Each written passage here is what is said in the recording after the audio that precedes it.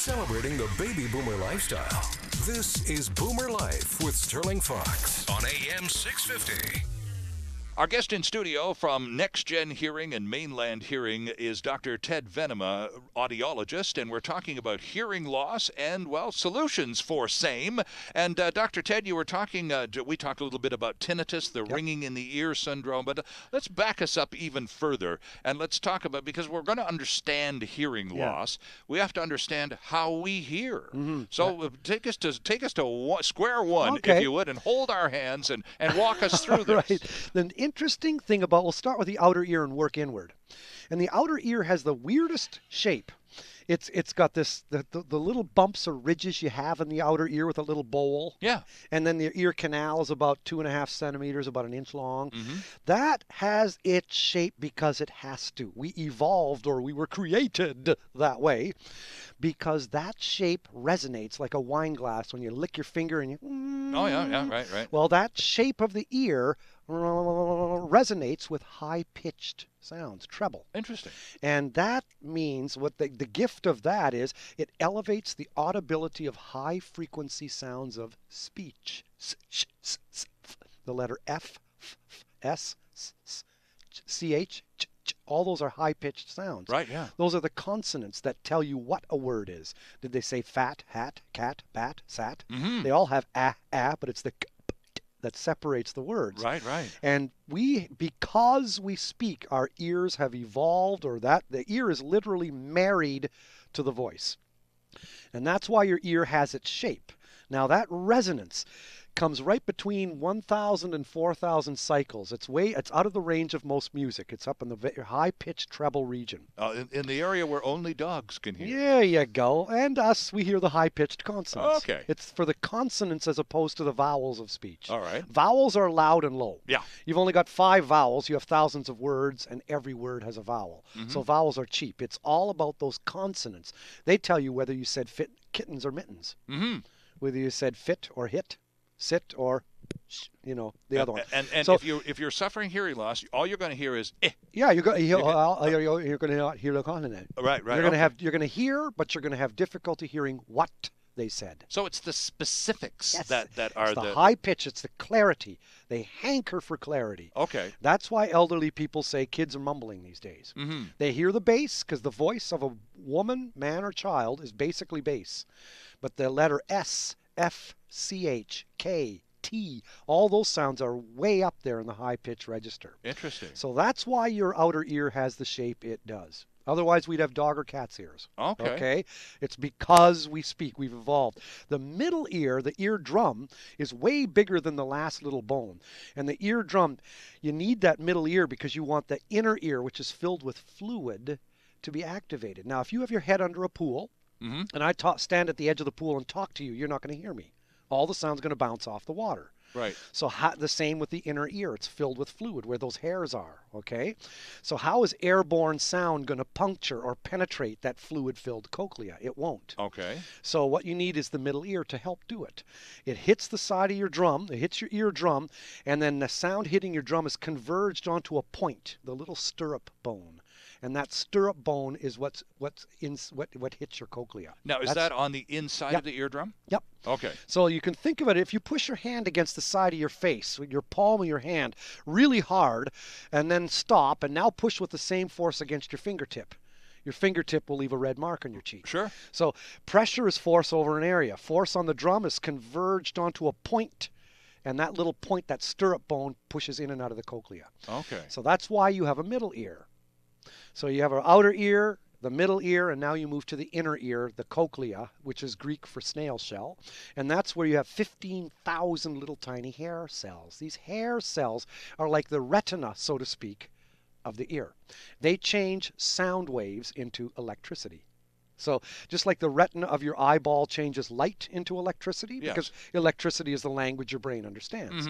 So with the it also reduces images to a fine, tiny point. Right, okay. Because light goes through your pupil and then gets focused, flipped upside down, and gets put on your retina. Right. And the problem with vision loss is the eyeball is too long or too short, so light isn't properly focused. Okay. So you wear glasses to focus the light properly. And now how would that apply in a hearing context? Well, hearing tests, or a hearing, it's like someone scratched the retina itself. just ruined your retinas. Ow. Now go ahead, wear your glasses. How do you like me now? Now you're no And fun at all. No, and that's what 95% of hearing loss is, hair cell damage. It's like the retina, in quotes, of the ear itself is damaged. And so how does that damage occur? Well, it just occurs due to age. Okay. It's just natural. When you're 65 plus, you lose hair cells. Okay. And also noise kills it off. And also some oto ear toxic drugs. Some medications can be poisonous to those hair cells. Oh, is that right? Some of those are antibiotics. You'd rather have your life than lose your hearing. So, quinine. People that took quinine for malaria, Right. that kills off hair cells. Oh, really? Huh? Aspirin doesn't kill hair cells, but it gives you ringing in the ear. Oh, is that right? Yeah. Oh. So when an elderly person tells me he or she's got ringing in the ear, I always ask, what are your medications? What are you taking? Mm-hmm. Because they take aspirin for arthritis, blood thinners, Yes, or what true. have you. Yep. So it's not a bad thing. I mean, it's not killing your hair cells, but it can cause ringing in the ear. Okay. But it's good to know, at least you know then the cause. Can I stop you for a second, because we're on the inner ear now, Yeah, and I we want to are. go. I want to go back to the middle ear. Yeah. Because this is where we kind of hit a fork in the road. Okay. Because the middle ear is, obviously, you've described it in the context of hearing. Yeah. But as I understand it, and I may be really out in left field here, but as I understand it, the middle ear is also absolutely critical for balance. No, the inner ear is. The inner ear. Yeah, the cochlea is attached to Aha. the balance organs. Oh, okay. Yeah, now get this. Balance and hearing. Balance is an old, evolutionarily ancient sense. Right. All animals have balance. Fish, the line down the side of the fish is their balance organ. Okay. That's how they know how to swim in schools. Okay? Balance is essential for life. And in utero, in gestation, the fetus, balance already begins at 3 weeks. Okay. Balance is forming right away. Hearing doesn't begin till later. Hearing is a luxury sense built on top of balance. Oh, I you see. need So balance to live. You don't need hearing to live. right. So it's the same Mechanism. system Yep. that delivers both balance and Yep. hearing. They both have hair cells. They're both filled with fluid. So your balance organs are these little semicircular canals. They're these little canals that are shaped like the letter C. You have 3 of them in each ear. Right.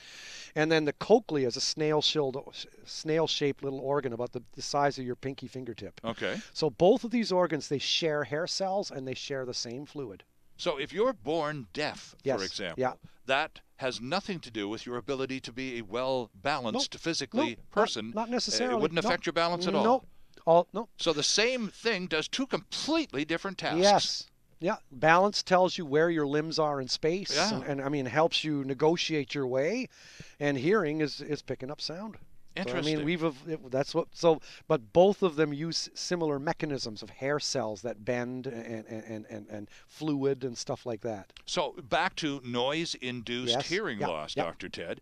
How does excessive noise, how does that destroy these tiny little hair cells? Great question.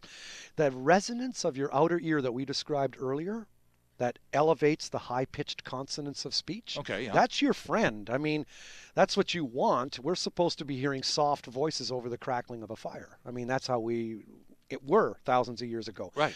But that resonance now becomes your enemy with industrial noise, because that resonance naturally lifts treble sounds by about 20 decibels. Well, now when you got 90 or 100 decibels smashing into your ear, you still have that resonance. And that resonance is still adding to the treble sounds. And that's why noise-induced hearing loss kills off treble hair cells. It's because of the shape of that outer ear canal resonance. Interesting stuff. So that resonance that naturally helps you hear high-frequency consonants so you can distinguish the letters and sounds of speech, that's a blessing for speech. But when it comes to noise, that resonance works against you. Right. But we were not evolved to hear steel on steel. I mean, the Industrial Revolution happened only 200 years ago. True. So it's only in the last 200 years that we have wreaked havoc on our ears. And it's only the last 20 years that we paid attention to it in an official way in our workplaces to try and mitigate some of that hearing loss. That's right. Yeah. Wow. There's your story. Well, it's a fascinating story. Yeah. So in the workplace, Dr. Ted, are there specific types of noises that are more damaging than others? Yeah. You know, all noises tend to be broadband. In English, that means they've got low pitches, mid pitches, and high pitches. Noise is a complex sound. Okay. And noise tends to be steady over time, like a fan, air conditioner. Even when we use the words hubbub or babble of background cocktail party noise. Sure. It's so noise tends to be fairly steady in intensity over time. Right. Now that noise comes through and it gets filtered through your ear canal resonance. Your ear canal, and now you're just deliberately pushing that broad wall of noise sound, squeezing it through the resonance of your outer ear, and yep, you are now smashing to death these high-pitched hair cells because that resonance is in the treble. Interesting And stuff. that's why noise-induced hearing loss has a peculiar shape on a hearing loss test. On the audiogram, it looks like an inverted upside-down ear canal resonance. You can see it. The minute you look, yep, that's noise-induced loss. Yep. You can just tell. It's just that quick. It's like a mouse went in at night and just chomped out a piece of your hearing. Took out just the treble and left the lows and the mids alone. Okay. It's really weird. And you know, I mean, obviously there are some situations. You know, we pass by a construction site and there's a road crew working on the street, and there's some guy and he's working the jackhammer, and you can hear him 3 blocks away. Oh yeah. And you walk by the guy and he's got the ear muffs on, and he's the hard hat, but he's still on this thing, and you go, that guy's not going to hear well in another few years. Yeah, well, and it's so obvious that you would say, now there's a situation where the individual, regardless of protective wear, is going to suffer some damage. Well, that's obvious. But are there insidious ways in which a workplace can damage hearing? Not that loud, huge noise, but again, the background noises, perhaps. As long as it's under 85 decibels. Now, what is 85 decibels in terms of loudness? Yeah. It's like yelling. Average conversational speech is about 65 decibels. Okay. Whispering, about 50. Ambient room noise, when you shut up, close your eyes, and turn off everything and close the windows, that's about 40, 35 or 40. We almost never hear down to 10, because if you did that, you'd be in a soundproof room. Then you start to hear your lunch digest. Okay.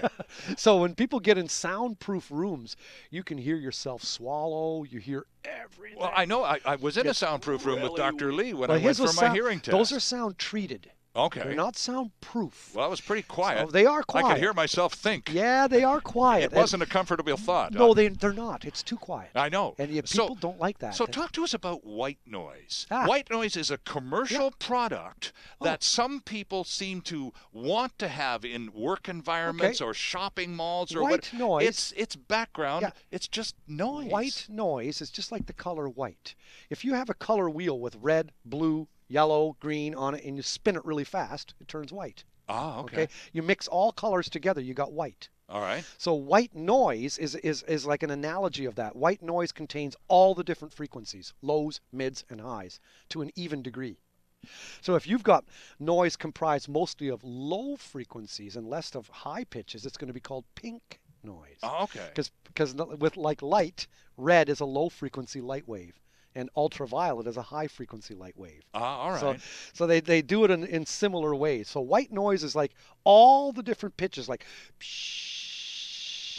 Right. Pink noise would be more like okay. All right. So do these apply in a commercial sense? Would it be practical? Like in some retail environments, they'll have a special scent that encourages a certain a type of consumption and certain music on the stereo. And is there a case to be made for white noise in some commercial environments? I would think that if you're in a place where it's too quiet, like some places that are very, very, very quiet, you want some noise. Right. You want some ambient. Because then you start to hear the ringing in your ears. Yes, exactly. And that's the tinnitus sufferer. That's right. And they want just a little bit of background noise. They'll put a radio between stations even.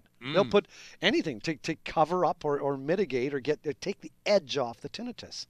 So you don't want to make the cure worse than the disease, though. You make the noise too loud, then it becomes aggravating. Hey, no changing the radio between this station and the next guys here. We're only halfway through Boomer Life here with Dr. Ted Venema from Next Gen Hearing and Mainland Hearing. And by the way, the websites for both are mainlandhearing.com, and Next Gen is spelled NEXGEN. hearing.com. Terrific websites both. Lots of contact information if you'd ever like to email Dr. Ted after hearing him on the radio and have some questions. Just go to the website, and all of that information is available to you. Back with lots more on hearing on Boomer Life after this. It's all about the baby boomer lifestyle. Boomer Life on AM 650.